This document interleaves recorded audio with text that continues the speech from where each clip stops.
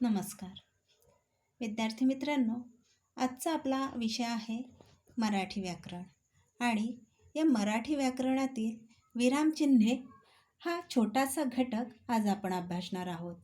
हा घटक जरी छोटासा दिसत असला तरी पण परीक्षेच्या दृष्टीने आणि आपल्या मराठी भाषेच्या दृष्टीने हा अतिशय महत्त्वाचा आहे.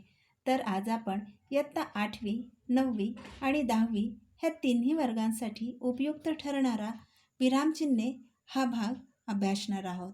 तर सर्वात प्रथम विरामचिन्हे म्हणजे काय ते आता आपण पाहूया. विराम म्हणजे विश्रांती घेणे अथवा थांबणे. आपण बोलत असताना मध्ये मध्ये थांबतो. वाचताना सुद्धा वाक्य कोठे संपते, प्रश्न कोठे आहे, उद्गार कोणता, वाक्यात कोठे व किती थांबावे हे कळले पाहिजे. हे समजण्यासाठी जी चिन्हे वापरली जातात त्यांनाच आपण विरामचिन्हे असं म्हणतो. तर ह्या विरामचिन्हाविषयी आता आपण सविस्तर जाणून घेऊया. कोणते विरामचिन्ह हे कोठे, कशा प्रकारे आणि कोणत्या प्रसंगी वापरले जाते आणि कोणत्या विरामचिन्हाला काय म्हटलं जातं, ही माहिती सविस्तर जाणून घेण्यासाठी आपल्याला हा व्हिडिओ पूर्ण पाहावा लागेल. तर पहा विद्यार्थी मित्रांनो, हा तक्ता दिलेला आहे आणि यामध्ये विरामचिन्हाचं नाव, चिन्ह ते केव्हा वापरतात आणि त्यासाठी उदाहरण देखील या ठिकाणी दिलेलं आहे. तर सर्वात प्रथम आपण पूर्णविरामापासून सुरुवात करूया. तर या ठिकाणी पूर्णविरामाचं चिन्ह दाखवलेलं आहे. तर पूर्णविराम म्हणजे काय? तर पूर्णविराम म्हणजेच एखादं वाक्य पूर्ण झाल्यानंतर आपण काय करत असतो, तर वाक्य पूर्ण झालेलं आहे हे समजण्यासाठी वाक्याच्या शेवटी आपण जे चिन्ह वापरतो त्यालाच आपण पूर्णविराम असं म्हणतो.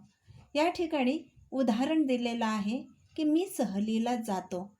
हे वाक्य पूर्ण झाल्यानंतर जे चिन्ह दिलेलं आहे त्यालाच आपण पूर्णविराम असं म्हणतो.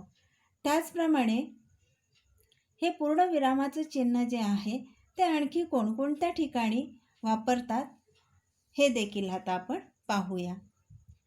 शब्दांचा संक्षेप दाखविण्यासाठी देखील आद्य अक्षरामुळे टिंब दिले जाते.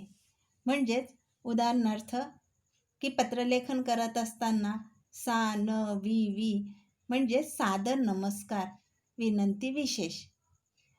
दा, ले मतलब बच्चों दामोदर ले ले, ऐसे संक्षेप में लिखा जाता है. और ये संक्षेप में जब हम लिखते हैं तो उसके सामने जो हम चिन्ह लगाते हैं, चिन्ह देते हैं, उसे हम क्या बोलते हैं? पूर्ण विराम. मतलब ये जो पूर्ण विराम है, ये पूर्ण विराम हम इस पूर्ण विराम का हम कहाँ कहाँ इस्तेमाल करते हैं इसके बारे में अभी आपको जानकारी मिली. दुसरा जे चिन्ह आहे ते अर्धविराम. अर्धविरामाचं चिन्ह या ठिकाणी दाखविलेलं आहे. दोन छोटी छोटी वाक्य उभयान्वयी अव्ययाने जोडलेली असतात तेव्हा अर्धविराम वापरतात. तर अर्धविराम केव्हा वापरलं जातं आणि कशा प्रकारे त्याचं चिन्ह आहे हे या ठिकाणी उदाहरणादाखल सांगितलेलं आहे. गड आला पण सिंह गेला. तो देखो बच्चों, ये पण शब्द जो है ये उभयान्वयी अव्यय है और यह दो वाक्य आए हैं. एक गड आला और दूसरा सिंह गेला. और इन दो वाक्यों को जोड़ने के लिए उभयान्वयी अव्यय जो है इसका इस्तेमाल किया है. तो इस अव्यय से पहले जो चिन्ह दिया है उसे हम कहते हैं अर्धविराम. म्हणजेच दोन वाक्यांना जोडण्यासाठी ज्या चिन्हाचा वापर केला जातो त्यालाच अर्धविराम असं म्हटलं जातं. त्यानंतर तिसरं चिन्ह जे आहे ते आहे स्वल्पविराम. या ठिकाणी स्वल्पविराम चिन्ह जे आहे ते दाखविलेलं आहे. ते केव्हा वापरलं जातं हे देखील सांगितलेलं आहे की एकाच जातीचे अनेक शब्द लागोपाठ आल्यास स्वल्पविराम वापरतात. या ठिकाणी उदाहरण दिलेलं आहे की बागेत मोर, चिमणी, पोपट व कबूतर हे पक्षी होते. म्हणजेच बागेत मोर, चिमणी पोपट, कबूतर हे जे पक्षी आहेत की एकाच जातीच्या पक्ष्यांची नावं या ठिकाणी आलेली आहेत आणि ती दाखविण्यासाठी मोर, चिमणी ह्या नावांच्या समोर जे चिन्ह दिलेलं आहे त्यालाच आपण स्वल्पविराम असं म्हणतो. त्याचप्रमाणे संबोधन दर्शविण्यासाठी स्वल्पविराम वापरतो. जसं मुलांनो इकडे या. तो बच्चों ये जो उदाहरण है इसमें मुलांनो ये जो शब्द है किसी को संबोधित करके बुलाने के लिए इस शब्द का इस्तेमाल किया है. इसलिए मुलांनो ह्या शब्दानंतर जे चिन्ह वापरलेलं आहे ते स्वल्पविरामाचं चिन्ह आहे. आणि म्हणजे की स्वल्पविरामाचा वापर आपण संबोधन दर्शविण्यासाठी देखील करत असतो. मतलब बच्चों ये जो स्वल्पविराम है दो जगह पर इसका इस्तेमाल करते हैं. वो कौन कौन से की एकाच जातीचे अनेक शब्द दर्शविण्यासाठी स्वल्पविरामाचा वापर करतात आणि संबोधन दर्शविण्यासाठी देखील स्वल्पविरामाचा वापर करतात. अभी आगे देखते हैं अपूर्ण विराम की एखाद्या वाक्याच्या शेवटी तपशील द्यावयाचा असल्यास अपूर्ण विराम वापरला जातो. तो बच्चों यहाँ अपूर्ण विराम का चिन्ह दिखाया है. इस अपूर्ण विराम का इस्तेमाल कब कैसे करते हैं इसके बारे में अभी जानकारी प्राप्त करेंगे. चित्रकलेसाठी या गोष्टी लागतील. म्हणजेच वाक्य या ठिकाणी पूर्ण झालेलं आहे आणि त्यासमोर जे चिन्ह दिलेलं आहे ते अपूर्ण विरामाचं आहे. रंग, ब्रश, पेन्सिल, कागद, खोडबड इत्यादी. म्हणजेच वाक्य पूर्ण झाल्यानंतर देखील आपल्याला काही वस्तू दर्शवायच्या असतील तर त्यासाठी ज्या चिन्हाचा वापर करावा लागतो त्यालाच आपण अपूर्ण विराम असं म्हणतो. पुढील चिन्ह आहे प्रश्नचिन्ह. तो बच्चों यहाँ प्रश्न चिन्ह कैसे है ये दर्शाया है. प्रश्नार्थक वाक्याच्या शेवटी प्रश्नचिन्ह वापरतात. पुण्याला कधी जाणार असा प्रश्न विचारल्यानंतर जे चिन्ह वापरलेलं आहे ते प्रश्न चिन्ह आहे. म्हणजे प्रश्न विचारल्यानंतर वाक्याच्या शेवटी जे चिन्ह दिलं जातं त्यालाच आपण प्रश्नचिन्ह असं म्हणतो. तर पुढील चिन्हाविषयी जाणून घेऊया. पुढील चिन्ह आहे उद्गार चिन्ह. हे उद्गार चिन्ह केव्हा आणि कसं वापरलं जातं त्याविषयी माहिती मिळवूया. उत्कट भावना व्यक्त करताना ती दाखविणाऱ्या शब्दाच्या शेवटी उद्गार चिन्ह वापरतात. उदाहरणार्थ शीशी, दूर व्हा, किती घाण केलं, नदी म्हणाली.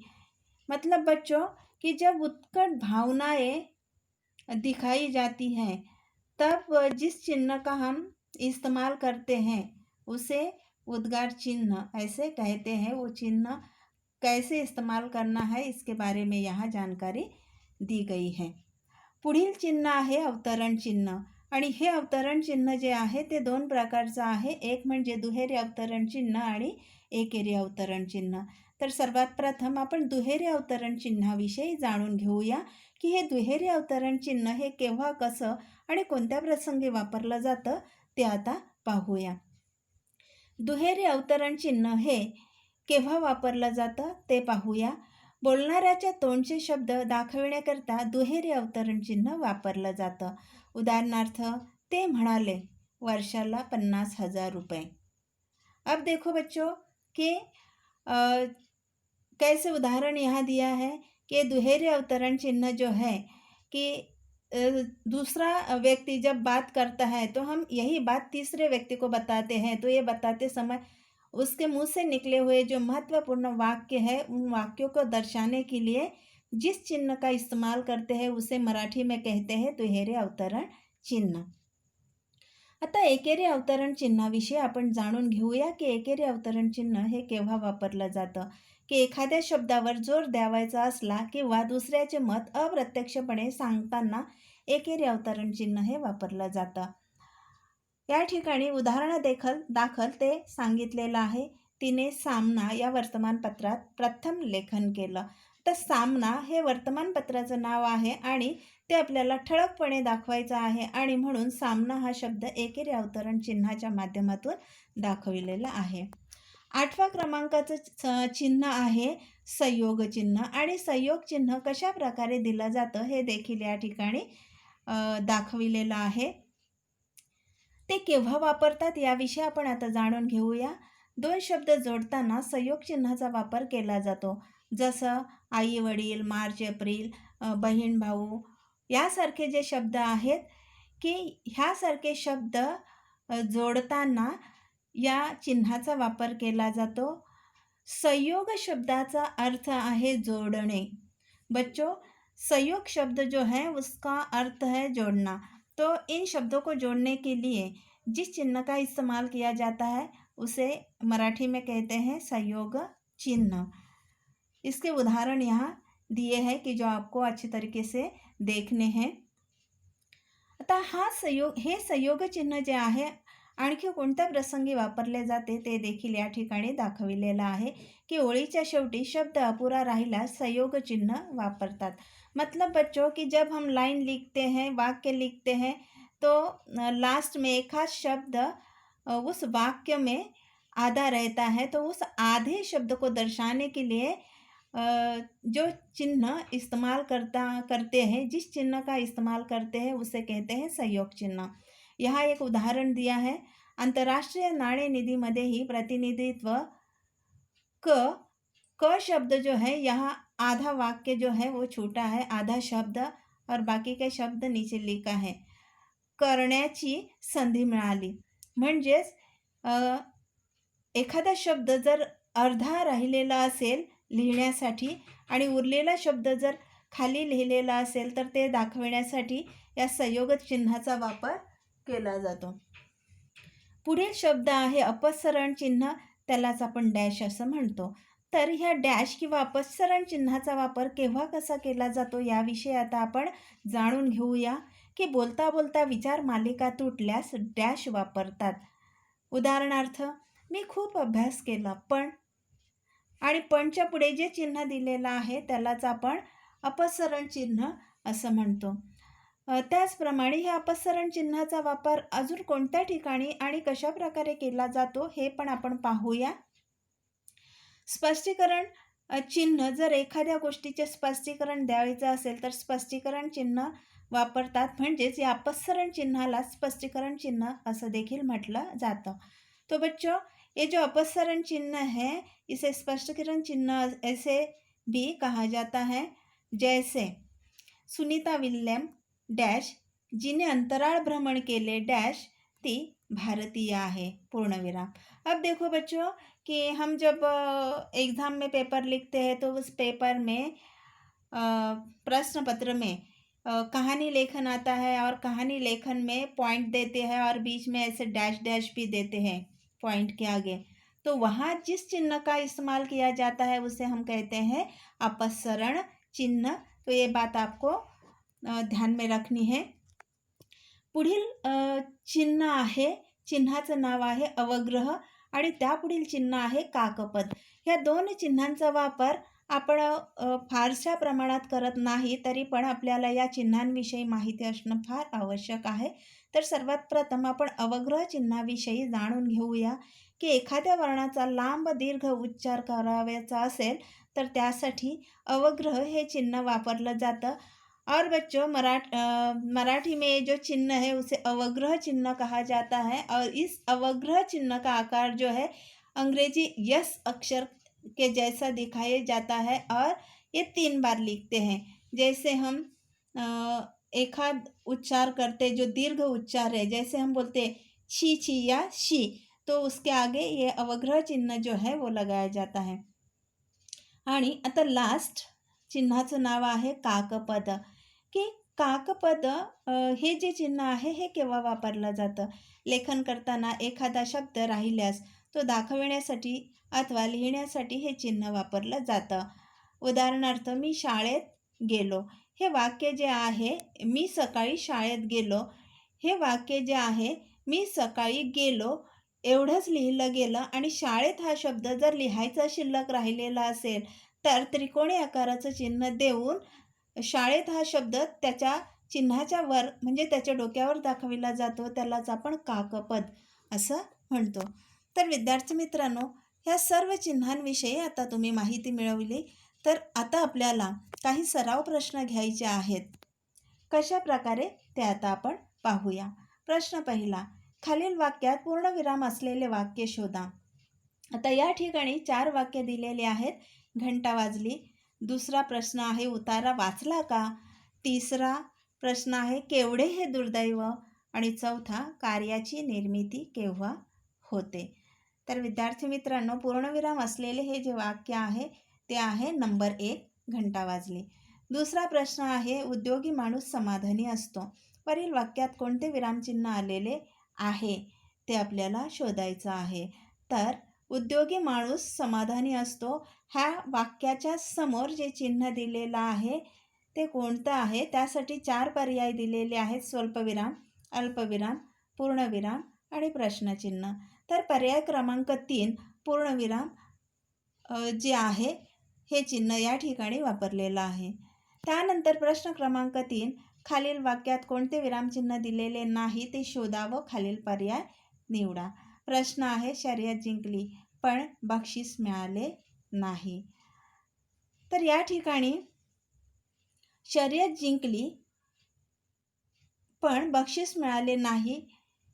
या ठिकाणी शर्यत जिंकली हे जे वाक्य आहे हे झाल्यानंतर जे चिन्ह दिलं जातं आणि जे उभयान्वयी अव्ययाने जोडलेलं असतं असं चिन्ह कोणतं ही माहिती आपण ह्या अगोदर त्या चिन्हांची माहिती घेत असताना मिळविलेली आहे.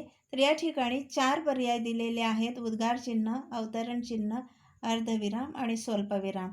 तर ह्याचं उत्तर आहे अर्धविराम. कारण दोन वाक्यांना उभयान्वयी अव्यय उभयान्वयी अव्ययाने ज्या वेळेला जोडलं जातं त्यावेळेला त्या उभयान्वयी अव्ययाच्या अगोदर अर्धविराम हे चिन्ह वापरलं जातं. प्रश्न क्रमांक 4, संगणक आहे परंतु आंतरजाल जोडणी नाही. वरील वाक्यात अधोरेखित केलेल्या विरामचिन्हाचा पर्याय शोधा. तर या ठिकाणी आपल्याला 4 पर्याय दिलेले आहेत. अर्धविराम, अल्पविराम, पूर्णविराम आणि अपसरण चिन्ह. पर्याय क्रमांक 1 अर्धविराम हे त्याचं उत्तर आहे. प्रश्न क्रमांक 5, पुढील विरामचिन्ह केव्हा वापरतात ते लिहा.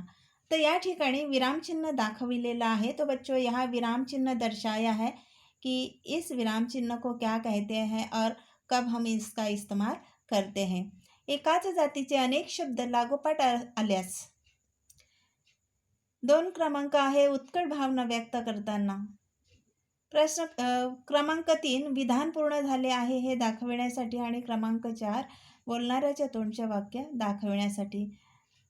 तो छात्रों, ये जो चिन्ह है कब हम इस्तेमाल करते हैं म्हणजे स्वल्पविरामाचा वापर आपण केव्हा करतो. स्वल्पविरामाचा वापर आपण केव्हा करतो तर एकाच जातीचे अनेक शब्द जर लागोपाठ आलेले असतील तर ते शब्द दाखविण्यासाठी ज्या चिन्हाचा वापर केला जातो त्यालाच आपण स्वल्पविराम असं म्हणतो. म्हणजेच पर्याय क्रमांक 1 हे त्याचं उत्तर आहे. प्रश्न क्रमांक 6, खालील वाक्यात कोणते विरामचिन्ह पुन्हा पुन्हा आले आहे. संजू, रंजिता, जोसेफ, हसन, लीना, तुम्ही आमच्या गटात आहात. तो बच्चों यहाँ हमें इस चिन्ह को पहचानना है. कौन कौन से चिन्ह बार बार आए हैं ये देखना है और जो पर्याय दिए हैं उसमें से चुनकर वो पर्याय कौन सा है वो हमें बताना है. कौन सा चिन्ह आया है यहाँ. स्वल्पविराम, अल्पविराम, अपूर्णविराम और अपसरण चिन्ह. 4 पर्याय आपके सामने है. उसमें से आपको एक पर्याय चुनना है. तो पर्याय क्रमांक 1 ये उसका आन्सर है. म्हणजे अशा प्रकारे हे सराव प्रश्न जे आहेत त्या सराव प्रश्नांविषयी तुम्ही माहिती मिळवली. त्याचप्रमाणे की हा टॉपिक किंवा हा घटक जरी छोटासा दिसत असला तरी पण भाषेच्या दृष्टीने तो किती महत्त्वाचा आहे हे देखील त्या घटकाचं महत्त्व आपल्याला या व्हिडिओच्या माध्यमातून समजला. तर अशा प्रकारे ह्या चिन्हांचं महत्त्व जे आहे ते चिन्हांचं महत्त्व त्याचप्रमाणे हे चिन्ह केव्हा कोठे कशा प्रकारे वापरले जातात हे देखील आपल्याला कळलं. ह्याची माहिती आपण मिळवली आणि हे स्पष्टीकरण जे आहे ते इथे पूर्ण झालेलं आहे.